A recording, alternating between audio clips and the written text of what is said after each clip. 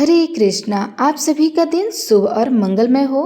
प्रिय श्रोताओं, आज हम श्रवण करेंगे कृष्ण पक्ष चतुर्थी को संकष्टी गणेश चतुर्थी की व्रत कथा। संकष्टी गणेश चतुर्थी के व्रत में भगवान गणेश और माता दुर्गा का पूजन किया जाता है।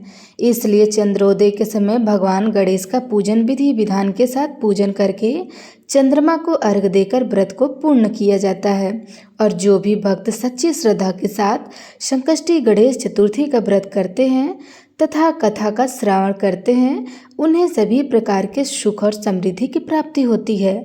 भगवान गणेश सभी प्रकार के विघ्न और बाधाओं को दूर करने वाले हैं और सभी प्रकार के सुखों को प्रदान करने वाले हैं।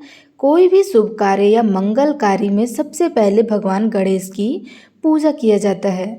भगवान शिव, माता पार्वती और भगवान भोलेनाथ के पुत्र भगवान गणेश को प्रथम स्थान प्राप्त हुआ। तो आइए श्रवण करते हैं आज की कथा। प्रेम से बोलिए गणेश भगवान की जय। तो प्रिय श्रोताओं, आइए श्रवण करते हैं। एक समय की बात है कि विष्णु भगवान का विवाह लक्ष्मी जी के साथ निश्चय हो गया। विवाह की तैयारी होने लगी। सभी देवताओं को निमंत्रण भेजे गए, परंतु गणेश जी को निमंत्रण नहीं दिया गया। कारण जो भी रहा हो, अब भगवान विष्णु की बारात जाने का समय आ गया। सभी देवता अपनी पत्नियों के साथ विवाह समारोह में आए। उन सब ने देखा कि गणेश जी कहीं दिखाई नहीं दे रहे हैं। तब वे आपस में चर्चा करने लगे कि क्या गणेश जी को न्योता नहीं दिया गया है या स्वयं गणेश जी नहीं आए हैं। सभी को इस बात पर आश्चर्य होने लगा। तभी सबने विचार किया कि विष्णु भगवान से ही इसका कारण पूछा जाए। विष्णु भगवान से पूछने पर उन्होंने कहा कि हमने गणेश जी के पिता भोलेनाथ महादेव को न्योता भेज दिया है। यदि गणेश जी अपने पिता के साथ आना चाहते हैं तो आ सकते हैं। अलग से न्योता देने की कोई आवश्यकता नहीं थी। दूसरी बात यह है कि उनको 1.25 मन मूंग, 1.25 मन चावल, 1.25 मन घी और 1.25 मन लड्डू का भोजन दिन भर में चाहिए। यदि गणेश जी नहीं आएंगे तो कोई बात नहीं। दूसरे के घर जाकर इतना सारा खाना पीना अच्छा थोड़ी लगता है। इतनी वार्ता कर ही रहे थे कि किसी एक ने सुझाव दिया, यदि गणेश जी आ भी जाएं तो उनको द्वारपाल बनाकर बैठा दिया जाएगा और कहा जाएगा कि आप घर की रखवाली करना। आप तो चूहे पर बैठ के धीरे धीरे चलेंगे तो बारात से बहुत पीछे रह जाएंगे। यह सुझाव भी सबको पसंद आया तो विष्णु भगवान ने भी अपनी सहमति दे दी। होना क्या था कि इतने में गणेश जी वहां आ पहुंचे और उन्हें समझा बुझाकर घर की रखवाली करने के लिए बैठा दिया गया। बारात चल दी। तब नारद जी ने देखा कि गणेश जी तो दरवाजे पर ही बैठे हुए हैं। तो वे गणेश जी के पास गए और रुकने का कारण पूछा। तब गणेश जी कहने लगे कि विष्णु भगवान ने मेरा बहुत अपमान किया है। तब नारद जी ने कहा कि आप अपनी मूषक सेना को आगे भेज दीजिए, तो वो सारा रास्ता खोल देंगी, जिससे उनके वाहन धरती में धंस जाएंगे। तब सबको सम्मान पूर्वक बुलाना ही पड़ेगा। अब तो गणेश जी ने अपनी मूषक सेना जल्दी से आगे भेज दी और सेना ने जमीन खोद दी। जब बारात वहां से निकली तो रथों के पहिए धरती में धंस गए। लाख कोशिश करने के बावजूद परंतु पहिए नहीं निकले। सभी ने अपने अपने उपाय किए, परंतु पहिए तो नहीं निकले, बल्कि जगह जगह से टूट फूट गए। किसी की समझ में ये नहीं आ रहा था कि अब क्या किया जाए। तब तो नारद जी ने कहा, आप लोगों ने गणेश जी का अपमान करके अच्छा नहीं किया। यदि उन्हें मनाकर लाया जाए तो आपका कार्य सिद्ध हो सकता है और यह संकट टल सकता है। शंकर भगवान ने अपने दूत नंदी को भेजा और वे गणेश जी को लेकर आए। गणेश जी का आदर सम्मान के साथ पूजन किया गया। तब कहीं जा कर के रथ के पहिए निकले। अब रथ के पहिए निकल तो गए, परंतु वे टूट फूट गए थे, तो उन्हें सुधारेगा कौन। पास के खेत में खाती काम कर रहे थे तो उन्हें बुलाया गया। खाती अपना कार्य आरंभ करने से पहले श्री गणेशाय नमः कहकर गणेश जी का वंदना मन ही मन करने लगा। देखते ही देखते खाती ने सभी पहिए को ठीक कर दिया। जब खाती कहने लगा कि हे देवताओं, आपने सर्वप्रथम गणेश जी को नहीं मनाया होगा और ना ही उनकी पूजा की होगी, इसलिए तो आपके साथ यह संकट आया हुआ है।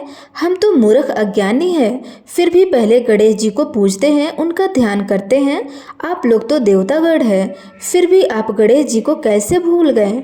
अब आप लोग भगवान श्री गणेश जी की जयकारा लगाइए तो आपके सब काम बन जाएंगे और कोई कष्ट भी नहीं आएगा। ऐसा कहते हुए बारात वहां से चल दी और विष्णु भगवान लक्ष्मी जी के साथ विवाह संपन्न करा के सभी सभी सकुशल घर लौट आए। हे गणेश जी महाराज, आपने विष्णु भगवान के जैसे कार्य को सही किया, ऐसे कार्य सबके सिद्ध करना। तो प्रेम से बोलिए श्री गणेश भगवान की जय। प्रिय श्रोताओं, अब आप सुनिए दूसरी कथा। श्री गणेश चतुर्थी की पौराणिक कथा के अनुसार एक बार भगवान शिव तथा माता पार्वती नर्मदा नदी के किनारे बैठे थे। वहां माता पार्वती ने भगवान शिव के समय व्यतीत करने के लिए चौपड़ खेलने को कहा। शिव चौपड़ खेलने के लिए तैयार हो गए, परंतु इस खेल में हार जीत का फैसला कौन करेगा, यह प्रश्न उनके समक्ष उठा।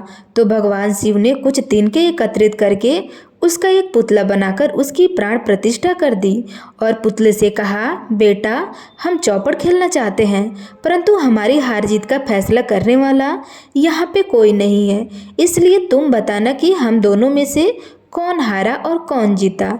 उसके बाद भगवान शिव और माता पार्वती का चौपड़ खेलना शुरू हो गया।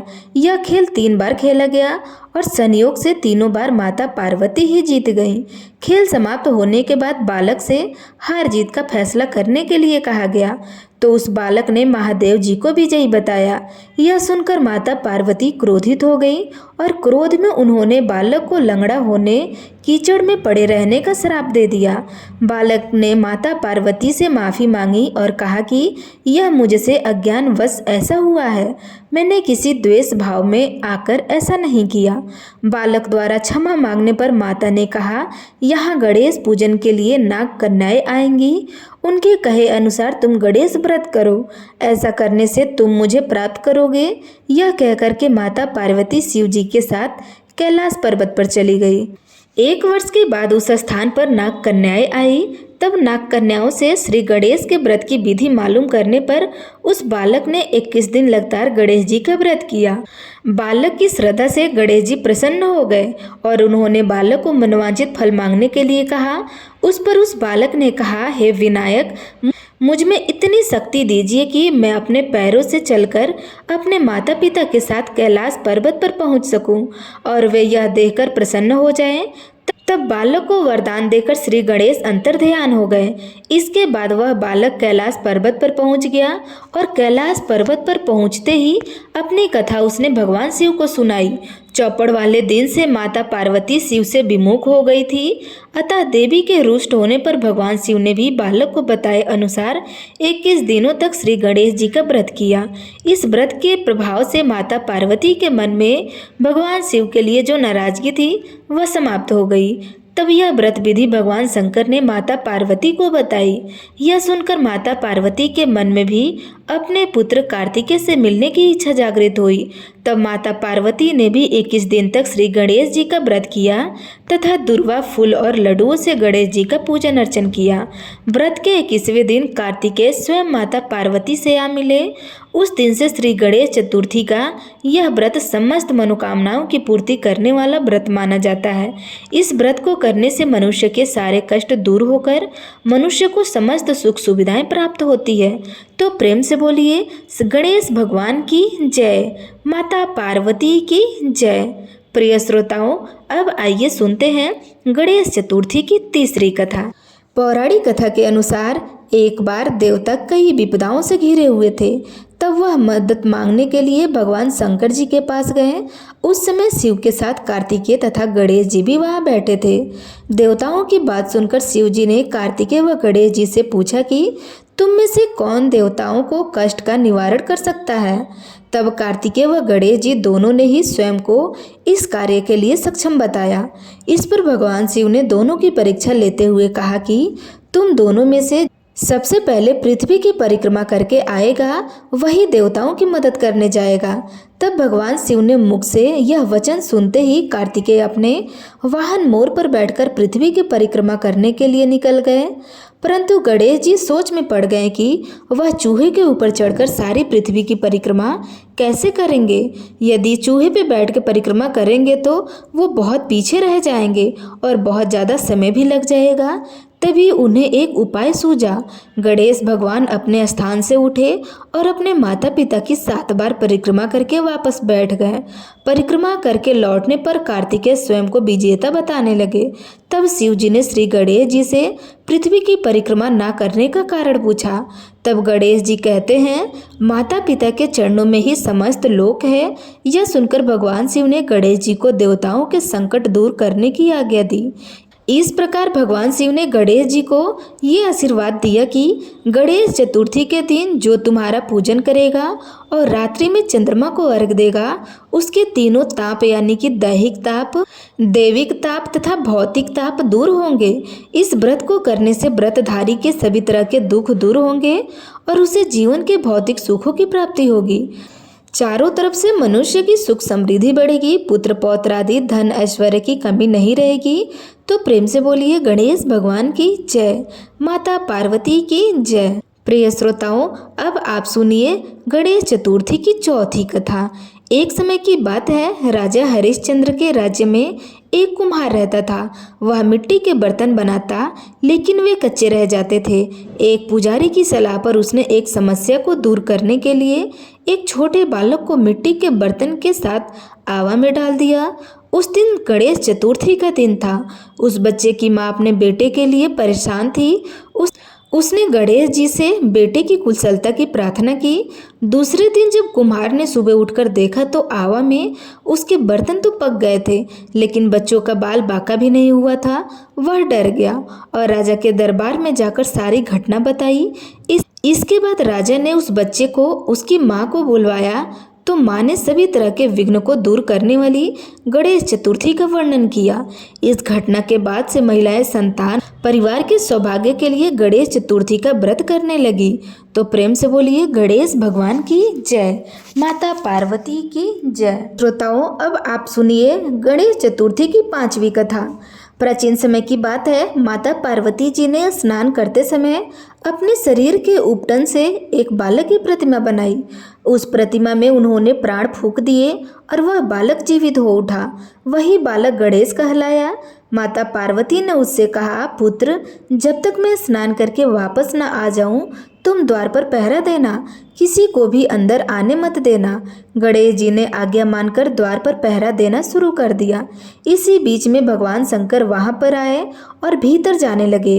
तब गणेश जी ने उन्हें रोकते हुए कहा कि माता ने आदेश दिया है कि जब तक वे स्नान कर रही हैं, किसी को भी अंदर प्रवेश नहीं करना देना है। शिव जी ने कई बार समझाया, परंतु गणेश जी अपनी माँ की आज्ञा पर अटल रहे। तब भगवान शंकर क्रोधित हो गए और अपने त्रिशूल से बालक गणेश का मस्तक काट दिया। जब माता पार्वती बाहर आई और अपने पुत्र को मृत देखा तो वे विलाप करने लगी और उन्होंने क्रोध और शोक में आकर सृष्टि का संहार करने की ठानी। तभी सभी देवता घबराकर भगवान शिव से क्षमा मांगने लगे और माता पार्वती को शांत करने का उपाय सोचने लगे। तब भगवान विष्णु ने कहा, अब इस बालक के जीवन को पुनः स्थापित करना ही होगा। भगवान शिव ने अपने गरुड़ को आदेश दिया, उत्तर दिशा की ओर जाओ और जिस प्राणी का सिर पहले मिले उसे लाकर यहाँ जोड़ दो।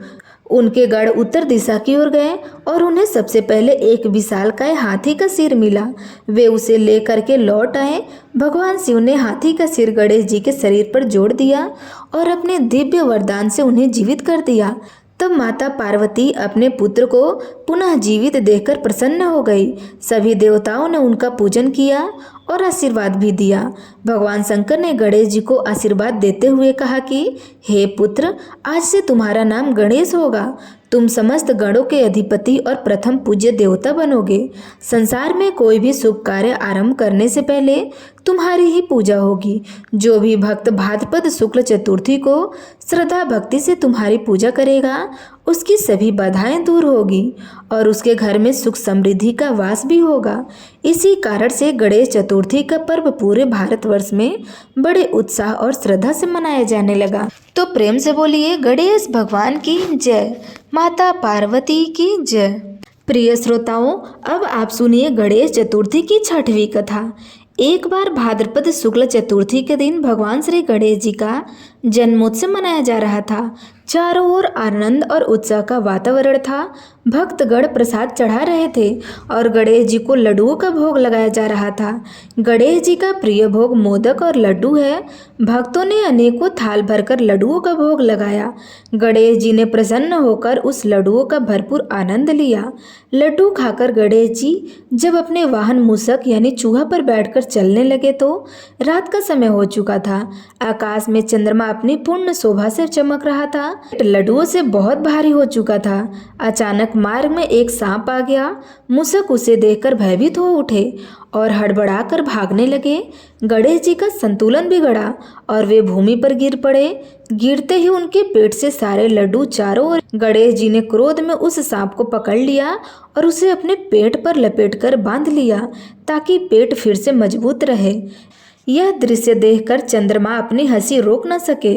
उसने व्यंग करते हुए कहा, देखो देखो, देवताओं के पूज्य गणेश जी पेट फूला हुआ है, वाहन चूहा है और अब गिर पड़े हैं। गणेश जी ने यह अपमान सुना तो वे अत्यंत क्रोधित हो उठे और उन्होंने तुरंत चंद्रमा को श्राप दे दिया, हे अहंकारी चंद्रमा, तेरा घमंड आज से भस्म हो जाएगा। आज की तिथि से जो भी मनुष्य तेरा दर्शन करेगा उस पर झूठा आरोप लगेगा और वह कलंकित होगा, उसकी अपकृति होगी। चंद्रमा यह सुनकर घबरा गए। उसने तुरंत भगवान गणेश जी से क्षमा मांगी कि हे विघ्नहर्ता, मैंने भूलवश आपका उपहास किया है, मुझे क्षमा कर दीजिए। आपके बिना जो जगत का कोई काम सिद्ध नहीं होगा। यदि आप मुझे क्षमा नहीं करेंगे तो समस्त लोक दुखी हो जाएगा। गणेश जी का हृदय दयालु था। उन्होंने कहा, हे चंद्रदेव, मेरा दिया हुआ श्राप व्यर्थ नहीं हो सकता, परंतु उसका निवारण अवश्य होगा।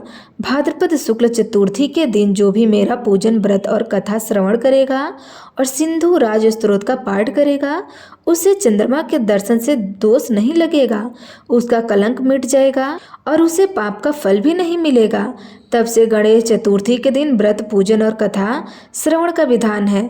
इस कथा से हमें यही सीख मिलता है कि अभिमान सर्वनाश करता है। भगवान गणेश केवल विघ्नहर्ता ही नहीं बल्कि करुणा मूर्ति भी है। गणेश चतुर्थी के दिन यदि चंद्र दर्शन हो भी जाए तो गणेश जी की कथा सुनने और व्रत करने से सारे दोष मिट जाते हैं। तो प्रेम से बोलिए गणेश भगवान की जय। प्रिय श्रोताओं, अब आइए सुनते हैं गणेश चतुर्थी की 7वीं कथा। प्राचीन समय में एक नगर में एक निर्धन ब्राह्मण अपने परिवार सहित रहता था। उसका जीवन अत्यंत कठिनाइयों से बीत रहा था। न तो घर में अनाज होता था, न ही धन दौलत। उसकी पत्नी भी दिन रात चिंता में डूबी रहती थी। एक दिन वह ब्राह्मण अत्यधिक दुखी होकर वन की ओर चला गया। चलते चलते उसने सोचा, हे ईश्वर, मैंने ऐसा कौन सा पाप किया है कि मुझे जीवन में इतना दुख और दरिद्र सहना पड़ रहा है। वन में घूमते घूमते ब्राह्मण की मुलाकात एक महर्षि से हो गई। महर्षि ने उन्हें उदास देखा और पूछा, वत्स, तुम इतने परेशान क्यों हो? तब ब्राह्मण ने हाथ जोड़कर कहा, हे गुरुदेव, मैं अत्यंत निर्धन और कष्ट में जीवन जी रहा हूँ। मेरे घर में न अन्न है न धन है, रोजी रोटी की भी कठिनाई है। कृपया मुझे ऐसा उपाय बताइए जिससे मेरा जीवन सुधर जाए।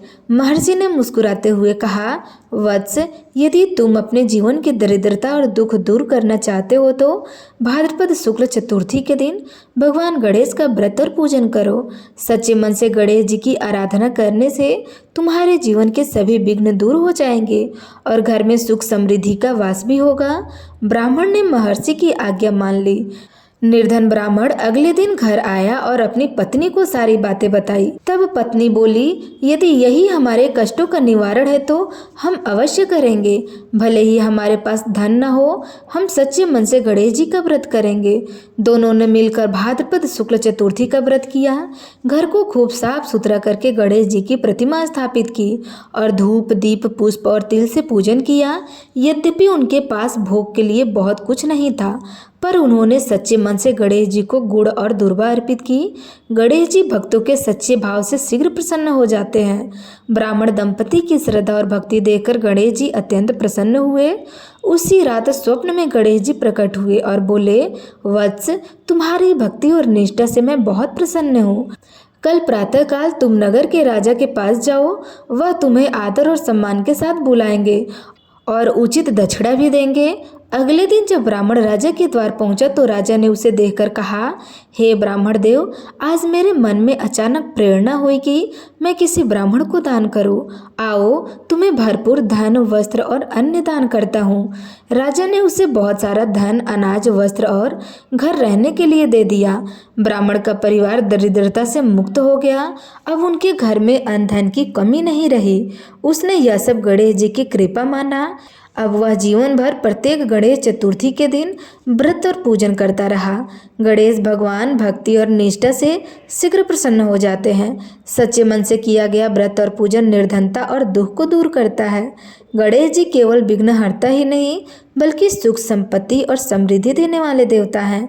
इसलिए गणेश चतुर्थी के दिन श्रद्धापूर्वक व्रत और कथा श्रवण करने से जीवन की दरिद्रता, कष्ट और विघ्न दूर हो जाते हैं। तो प्रेम से बोलिए गणेश भगवान की जय, सभी देवी देवताओं की जय।